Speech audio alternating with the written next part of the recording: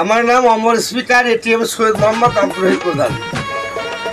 ভাই আমি বিভিন্ন জায়গায় অনেক গান বাজনা করেছি, তার মধ্যে আমি যাত্রাগুলো বেশি করতাম।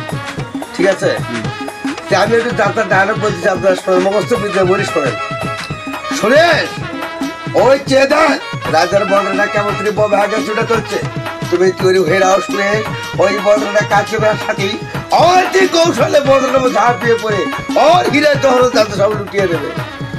রাজার কাছে নিশ্চয় জহরত আছে, ওরা যদি বাধা দেয় এই চুলে তুলতে সব কটানে ঘুম পাড়িয়ে দেবে। তাই দেব সর্দার, যাও ওই বাসের ঝোপটা গায়ে ঢাকাতে থাকবে, বর্ণনাটা কাছে ভেলেই অতি কৌশলে কাজ শেষ করে নেবে। যাও যাচ্ছি সর্দার। রাজা মন্ত্রী রাজ, তোমার খেয়ালি পারে আজ আমার দেশের মানুষগুলো তিলে তিলে অনারে শিখে বলছে, তাদের পরে নেই কাপড়, পেটে নেই ভাত, তবু ওদের পুড়তে তোমার একটু দয়ার সঞ্চয় হয় না। তোমরা রাজমহলে বসে মহানন্দ রাজভোগ খেয়ে দিন কাটাচ্ছ, আর আমরা পাবো না সামান্য শুকনো রুটি। না না, অসম্ভব।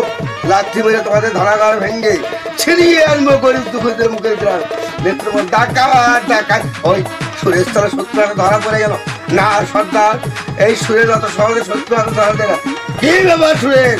ওই কুলে শিশুটিকে, এ হচ্ছে রাজার মেয়ে, তা তোর কাছে কেমন করে নিজের জীবন বাঁচাতে গিয়ে ওই মহারানীকে নির্মমভাবে হত্যা করছি?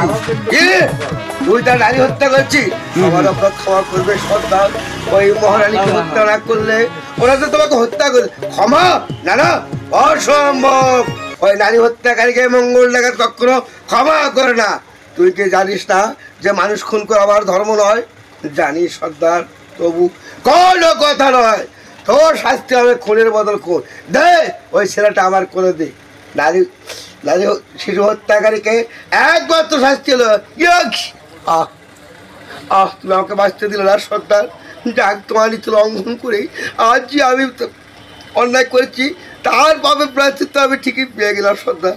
সর্দার বিদায়।